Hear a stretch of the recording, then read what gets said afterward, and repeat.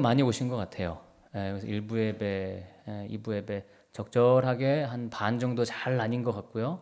뭐 사실 정확하게 나누자는 요구가 많았습니다. 근데 저는 정확하게 안 나누고 그냥 공지만 하겠다고 끝까지 얘기를 했습니다. 알아서 나눠질 거라고 생각했어요. 그만큼 우리는 수준 있는 교인들이기 때문에 적절히 정확히 반 정도 나누신 것 같아요. 대단하지 않습니까? 그리고 이제 우리 어린아이들이 있어서 못 오시는 또 분들, 몸이 아픈 분들은 지금 현재 11시 예배를 또 온라인으로 참석하고 계십니다. 그래서 전체적으로 인원이 잘 나눠져서 뭐 자리에 전혀 어려움 없이 뭐 지금 저희가 예배를 드리고 있다는 굉장히 감사한 마음을 가지고 우리 앞뒤 옆 사람 목례로 우리 서로 한번 인사하시겠습니다. 너무 반갑습니다. 네, 우리 목례로 네, 서로 인사 한번 나누시죠. 네, 고맙습니다. 오늘 본문이 사실상 예수님의 산상수훈 말씀의 마지막이고 또 결론이라고 할 수 있습니다. 28절과 29절은 이제 이어지는 부연 설명이고요. 예수님의 설교는 오늘 본문으로 끝이 납니다. 지금까지 들었던 이 산상수훈 말씀에 대해서 우리가 어떤 자세를 가져야 되느냐라는 것을 얘기하고 계세요. 오늘 읽은 말씀은 크게 보면 여러분 13절부터 이어지는 말씀인데요. 13절이 뭐였냐? 좁은 문으로 가라, 좁은 길로 들어가라고 하는 말씀이에요. 그러니까 그 선상에서 쭉 보면 우리가 결국에는 신앙생활이 좁은 문 들어가기를 힘쓰는 일인데 거기에는 반드시 장애물과 방해물이 있다. 가장 큰 장애가 뭐다? 그게 지난주에 드렸던 말씀이에요. 거짓 선지자들이다. 근데 이 땅에는 안타깝게도 불행하게도 참 선지자보다는 거짓 선지자가 훨씬 많다고 하는 사실을 저희들이 지난주에 들었습니다. 거짓 선지자를 구분하기 위해서는 뭘 보라 그랬죠? 열매를 봐라. 그 열매가 뭐냐? 하나님 말씀을 정말 죽어라 지키려고 하느냐? 그것이 가장 구분되는 열매라는 거예요. 참 열매는 아버지의 뜻대로 행하는 것입니다. 어떤 은사도 아니에요. 어떤 능력도 아닙니다. 주님의 가르침을 행하는 것이 가장 큰 열매입니다. 결국 산상수훈은요, 어떻게 결론을 맺느냐? 순종할 거냐? 순종하지 않을 거냐? 순종이냐? 불순종이냐? 이 두 가지 질문을 하고 있는 것입니다. 자, 오늘 본문을 보면요, 두 가지를 크게 경고하시는데요. 하나는 먼저는 말로만 신앙을 고백하는 것에 대한 지적이고요. 두 번째는요, 귀로 듣고 알고는 있는데 행하지 않는 것에 대한 지적이에요. 이 두 가지를 오늘 예수님이 결론적으로 말씀하고 있어요. 자, 입으로만 하는 거, 듣고 알고만 있는 거, 그게 순종입니까? 순종이 아닙니까? 그건 순종이 아니에요. 결코 순종이 아닙니다. 그저 순종을 약간 위장한 것이죠. 예수님은 우리의 영원한 운명이 말씀에 대한 철저한 순종에 달려 있다는 것을 누차 강조하고 계십니다. 그런데 사실 여러분 저희들이 얼마나 입으로만 하는 신앙생활을 많이 합니까? 뭐 이렇게 따라해 보세요. 그러면 저희가 잘 따라는 하죠. 잘 따라는 해요. 그러나 그거를 과연 우리가 행하느냐라고 했을 때는 참 부끄럽기 그지가 없어요. 하나님께 들은 말씀을 어떻게 나의 삶의 그 구체적인 상황 속에서 가정생활, 뭐 물질 문제, 친구 관계, 신앙생활, 사람 관계, 자녀 교육, 이 모든 것에 하나님 말씀을 내가 실천하고 지키며 사느냐라고 할 때는 우리가 참 주님 앞에 서기가 너무 부끄럽다고 하는 거죠. 그런 이유로 여러분 신앙생활 하시는 동안, 이 산상수훈 말씀을 그동안 한 7개월 가까이 이제 돼가는데요. 들어오는 동안 여러분은요, 힘들었었어야 돼요. 왜 힘들었어야 됩니까? 그 하나님 말씀을 실천하려고 하면요, 힘들어야 돼요. 그게 여러분이 잘 살고 있다는, 하나님 말씀을 잘 지키고 있다는 증거가 되는 것입니다. 여러분, 이것 없이 우리의 신앙을 논하지 말아라. 그게 마태복음 7장의 결론이에요. 할렐루야. 우리 일부 예배 때도 광고 때 말씀드리는 대로 마스크 쓰니까 답답하긴 한데요, 예배 분위기는 훨씬 좋아요. 안 떠들어가지고. 예배 오면 떠들거든요. 여기 들려요. 또 여러분이 마스크 안 쓰고 있으면 그래도 뭐 숨 쉬고 이런 거 들리는데 그런 소리가 일절 안 들리니까 굉장히 아주 집중이 잘 되고 잠도 안 자고 답답하니까. 21절을 보겠습니다. 21절입니다. 시작. 나더러 주여 주여 하는 자마다 다 천국에 들어갈 것이 아니요 다만 하늘에 계신 내 아버지의 뜻대로 행하는 자라야 행하는 자라야 들어가리라. 물론 여러분 이 말씀이요 뭐 그냥 이렇게 신앙 고백하고 내 입으로 시인하고 믿는 게 하나도 안 중요하다 그런 뜻은 아닙니다. 그런 차원이 아니에요. 믿음을 담아내는 우리의 그 말씀에 대한 순종이 얼마나 중요하냐라는 것을 말하는 거죠. 그러니까 우리의 행실을 통해 우리의 믿음이 과연 바른 믿음이냐라는 것을 판별하고 점검하는 차원에서 이 말씀을 보는 것입니다. 그리스도를 말로 고백하는 거는요 너무 중요해요. 사도 바울은 우리가 구원받기 위해서는 입으로 고백하고 마음으로 믿어야 된다 그랬어요. 그러니까 입으로 고백하는 게 중요하죠. 그리고 성령으로 아니하고서는 우리가 예수님을 주라 시인할 수 없다 그랬거든요. 그런데 이 고백이 정말 그 마음 진중한 곳에서 나오는 진실된 고백이냐라고 할 때 그 증거가 되는 게 뭘까? 바로 주님의 말씀을 지킨다는 거예요. 여러분, 우리가 주님의 말씀을 지키는 이 좁은 길로 가고자 할 때 외부에서 오는 방해, 그게 뭐라? 거짓 선지자, 지난주에 드렸던 말씀. 내부에서 오는 방해가 있어요. 그게 오늘부터의 말씀이에요.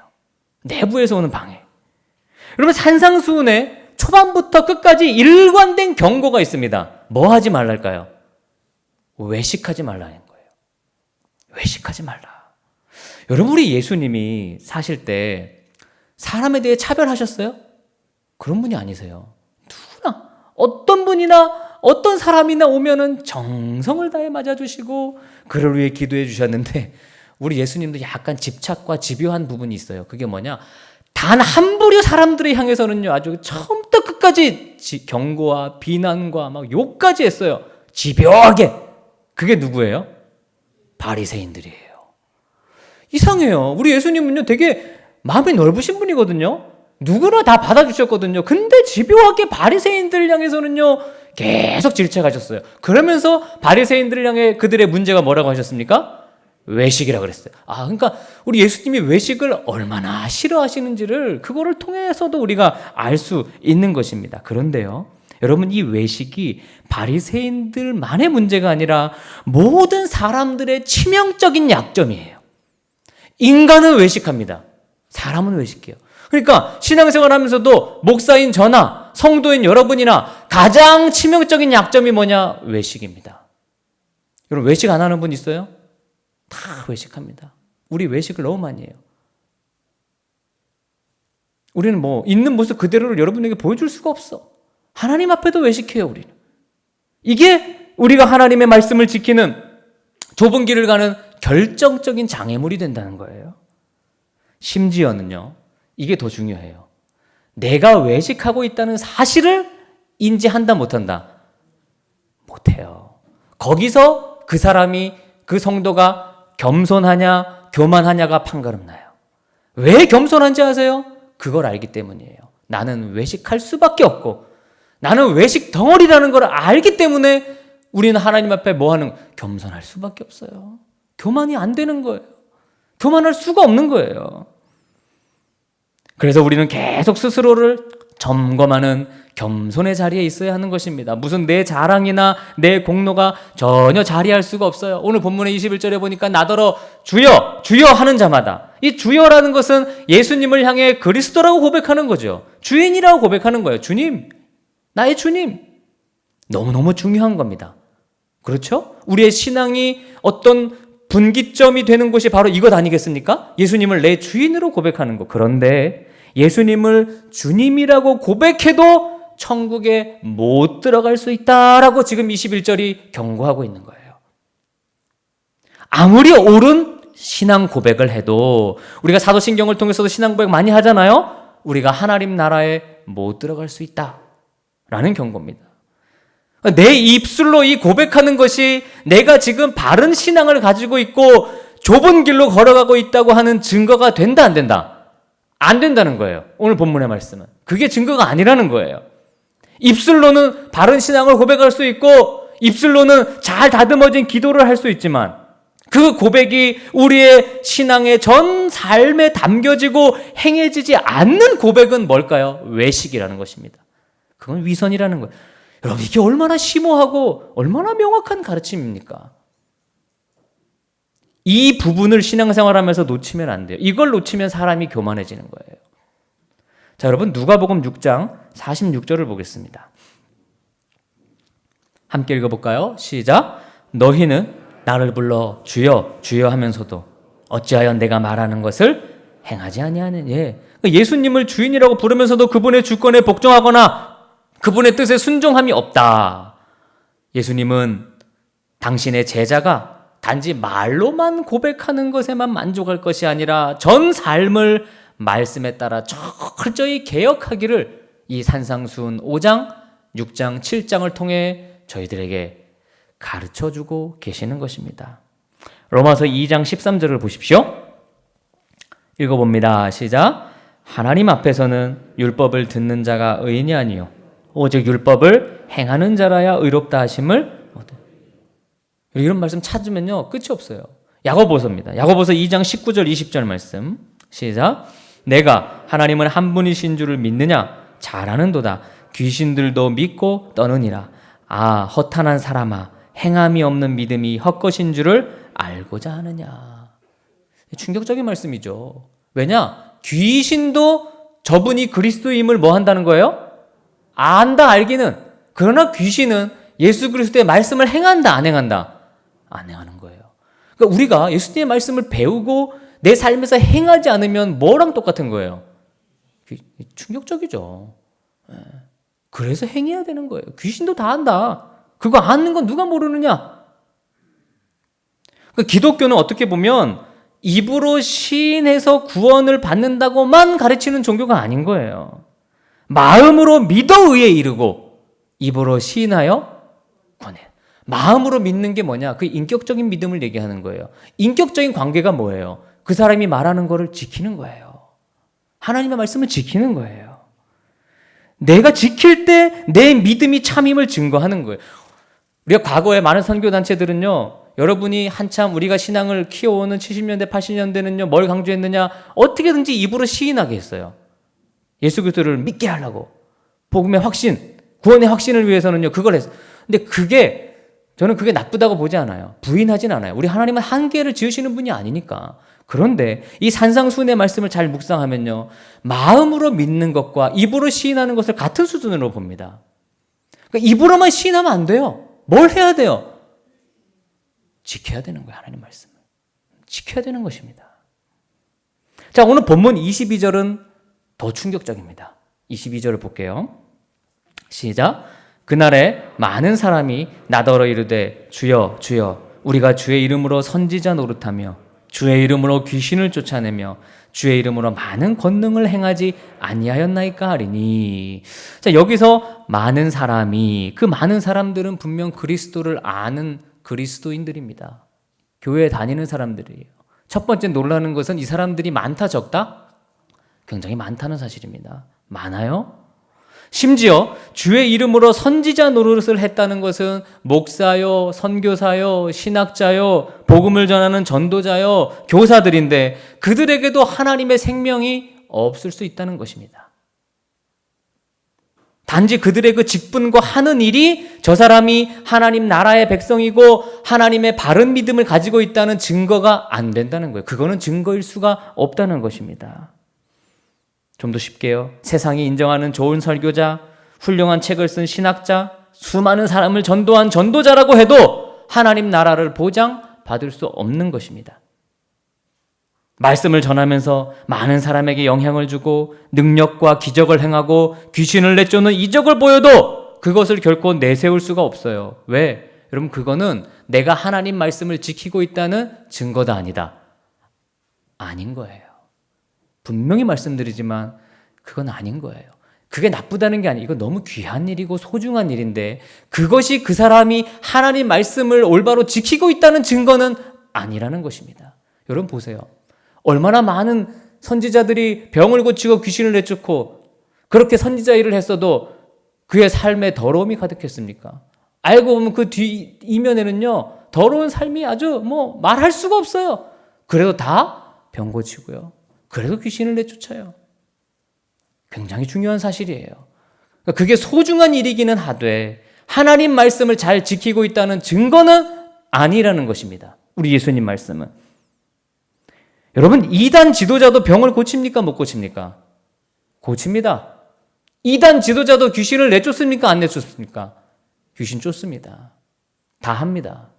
그러니 그게 어째 증거가 되나요? 얼마나 많은 교인들이 병 고친다고 그 사람을 쫓아가고 귀신을 내쫓는다고 그 교회를 가서 몰려들었습니까? 바른 믿음은 그것으로 증명되는 게 아니에요. 이런 것들에 대해서 23절에 다음과 같이 말씀합니다. 23절입니다. 시작. 그때에 내가 그들에게 밝히 말하되 내가 너희를 도무지 알지 못하니 불법을 행하는 자들아 내게서 떠나가라 하리라. 주님이 너희를 알지 못한다고 하신 이유는 그들이 불법을 행했기 때문인 거예요. 불법. 근데 불법이 뭐 다른 게 아니에요. 바로 하나님 말씀을 지키는 열매를 맺지 못한 것입니다. 제일 중요한 거예요. 그건 기적이나 능력보다 더 중요해. 여러분, 하나님이 우리를 한번 선택하시면 끝까지 같이 가고 싶으시죠. 절대 우리를 버리거나 우리와 헤어지길 원하지 않아요. 그러나 우리가 그분의 그런 사랑 안에 있다 해도 늘 내가 좁은 길을 가고 있는지 나의 신앙을 부단히 점검하며 나 또한 하나님의 말씀을 속일 수 있는, 외식할 수 있는 바리새인임을 명심하고 항상 각성하는 자세로 내 신앙과 삶을 돌아봐야 됩니다. 솔직히요, 저도 이런 관점으로 나의 삶을 돌아보고 그렇게 산 게 오래되지 않은 것 같아요. 지금 뭐 제가 잘하고 있다 이런 얘기 드리는 거 아닙니다. 제 목회가 제 신앙이 엉터리였다는 걸 말씀드리고 싶은 거예요. 이런 관점으로 제 삶을 살아온 지 얼마 안 돼요. 얼마 안 됐어요, 정말. 이제야 이게 진짜 중요한 거구나. 이게 진짜 우리가 하나님의 자녀로서 맺어야 될 열매구나. 하나님 말씀을 지키는 거. 겨우 걸음마를 하고 있는 상태입니다. 여러분, 한 집사님이 제게 선물을 주셨어요. 이사 가시면서 이렇게 책갈피인데 금은 아니에요. 금 색깔. 보면 정기원 이름이 있고 뒤에 말씀을 하나 새겨주셨어요. 이게 어떤 말씀이냐면요, 고린도전서 9장 27절의 말씀입니다. 저기 떠 있네요. 내가 내 몸을 쳐 복종하게 하면 내가 남에게 전파한 후에 자신이 도리어 버림을 당할까 두려워함이로다. 이거를 제가 카톡에다가 그냥 제 프로필에다 이렇게 적어놨어요. 제 모토가 최근에 된 말씀이기 때문에. 근데 그거를 보고 이걸 이렇게 새겨주셨더라고요. 근데 저 말씀을 제가 왜 적어놨냐면요, 사실 저는 저게 제일 두려워요. 제일 무서워요. 왜냐하면 목사니까 전하는 자잖아요. 근데 막상 전하기는 했는데 내가 도리어 하나님께 버림받으면 어떻게 될까? 그게 걱정이에요. 제일 가장 큰 걱정이에요. 그러면 어떻게 해야 버림받지 않느냐? 하나님 말씀 지켜야 됩니다. 순종해야 됩니다. 전 삶의 모든 영역에 다 지켜야 됩니다. 예외는 없습니다. 가정생활, 교회생활, 물질생활, 인간관계, 직장생활, 내 감정 문제, 어느 것 하나 예외는 없어요. 가장 외식하기 쉬운 자리로서 오히려 전하고 버림당할까 두려운 거예요. 그래서 여러분, 이 산상수훈 말씀을 시작한 거예요. 제가 이 본문을 선택한 이유가 거기 있어요. 지금 한 7개월가량 우리가 이 말씀을 배우고 있는데요. 그래서 이 말씀을 매일마다 지키고자 우리는 노력해야 합니다. 여러분, 우리 스스로 속일 수 있는 인간인 것을 명심하고 하나님 앞에 늘 내가 바른 믿음으로 서 있는지를 늘 살펴보시기를 주님의 이름으로 축원합니다. 안 그러면 주님 앞에 갔을 때 내가 너를 도무지 알지 못한다고 할 수도 있다는 사실을 여러분 명심하셔야 돼요. 우리가 교회의 일꾼이었을 수는 있는데요, 예수님의 일꾼은 아닐 수도 있어요. 죽을 때까지 회개하고 우리는 죽을 때까지 부패한 본성으로 살지 않기를 애쓰고 노력해야 되는 것입니다. 자, 그 다음 24절에서 27절 말씀을 한번 보실까요? 24절에서 27절까지를 읽겠습니다. 시작.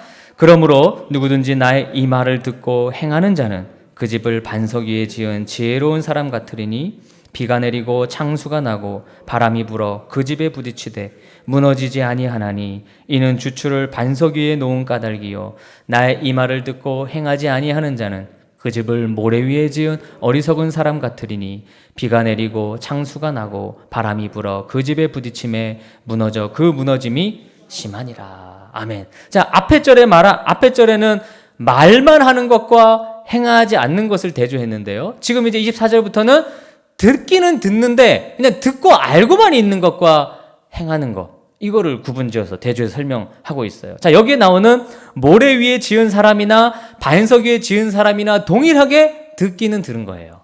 하나님 말씀을, 예수님의 말씀을 다 들었어요. 듣기는 둘 다. 그런데 차이는 뭡니까? 그 들은 말씀을 행했느냐 행하지 않느냐의 차이예요. 이 둘 다 성경을 읽고 교회도 가고 설교도 듣고 기도도 했어요. 근데 이거는 그들의 차이가 아니에요. 이들의 차이는 그 들은 거, 읽은 거, 본 거를 행했느냐 행하지 않았냐는 여부예요. 여러분, 들은 말씀을 얼마나 행하며 사셨습니까? 솔직히 지금까지 살아온 신앙생활 하시면서 설교 몇 번 들으셨습니까? 셀 수 있나요? 뭐 10,000번 들었다고 쳐요. 그럼 10,000번 들은 것 중에 몇 번 행하셨나요? 여러분, 우리 제대로 신앙생활 사실 못한 거예요. 제대로 못한 거예요. 행해지지 않는 말씀이 과연 의미가 있느냐? 좋은 말씀을 쫓아서 이 교회, 저 교회, 내 귀에 맞는 좋은 말씀 들려지는 곳을 그렇게 다니는 게 과연 의미가 있는 것인가? 진짜 능력은요, 여러분, 기독교인의 진짜 능력은 말씀을 듣고 행하는 능력입니다. 이건 해본 사람만 압니다. 귀신을 내쫓는 것도요, 병을 고치는 것도 이거보다 어렵지 않습니다. 이게 제일 어려운 거예요. 그래서 이게 기독교인이 가질 수 있는 최고의 능력인 것입니다. 기독교인의 최고의 능력은 말씀을 지키는 거예요. 우리가 그분의 가르침을 때때마다 듣는 여부가 아니라 들은 것을 행하느냐? 이것이 산상수훈의 마지막 교훈입니다. 그러니까 지금까지 잘 들었어. 5장, 6장, 7장 예수님의 제자들도 앉아서 다 들었어요. 예수님 마지막 이 말씀을 하셨어. 이 말씀을 들은 제자들의 표정이 어땠을까요? 밝았을까요? 막 가슴이 벅차오르고 기뻤을까요? 아니면 좀 힘들었을까요? 괴로웠을까요? 후자겠죠? 그러니 좁은 길인 거예요. 요한일서 2장 4절은 이 점에 대해서 이렇게 말씀하고 있습니다. 시작. 그를 아노라 하고 그의 계명을 지키지 아니하는 자는 거짓말하는 자요 진리가 그 속에 있지. 이래서 우리가 거짓말쟁인 거예요. 여러분, 십계명에 거짓말하지 말라는 게 있어요. 그럼 그 십계명을 우리가 외우거나 알 때마다 난 뭐 평소 거짓말 안 하는데 이 생각하죠. 그러나 그 거짓말은 우리가 일상적으로 하는 거짓말보다는 저는 이 거짓말의 의미가 더 많다고 생각해요. 우리는 하나님 말씀 들으면서도요, 그걸 지키지 않아요. 그럼 그렇게 믿고 고백하고 나오는 자들을 뭐라 그런다고요? 거짓말쟁이라고 얘기하고 있어요. 저나 여러분이나 거짓말쟁이죠. 거짓말쟁이죠. 교회를 나가기만 하면 말씀과는 먼 삶을 사는데요. 여러분, 주님을 만난다는 것이 어떤 것이냐? 이걸 모르고 교회를 다니면 안 됩니다. 우리가 주님을 만나면 주님을 사랑하게 되죠. 그러면 그분을 닮고 싶어져요. 그분이 원하시는 게 뭔가를 분별해서 그 뜻대로 살기를 원하는 마음이 간절해집니다. 이게 진짜 주님 만난 사람의 특징이에요. 그게 때로는 아픔이고 고난의 길이라 해도 그 말씀을 순종하고 싶은 거예요. 주님이 원하시는 열매는 이 열매입니다. 이게 믿는 자의 행복이어야 합니다. 24절에서 27절은 집 짓는 것으로 비유를 설명하고 있는데, 이걸 잘 보면 뭐 집을 짓는 걸 비교하는 게 아니라 집을 어디에다 지었느냐라는 것을 얘기하고 있죠. 그 기초가 뭐냐 하는 거예요. 기초. 그 기초가 뭐래요? 주님의 말씀을 듣고 행하는 게 기초라는 것입니다. 여러분, 신앙생활 이거야 저거야 말 많이 할 수 있지만 신앙생활의 기초는 뭐다? 주님의 말씀을 듣고 행하는 것입니다. 행하지 않으면 여러분 아직도 기초를 못 배우고 있으신 거예요.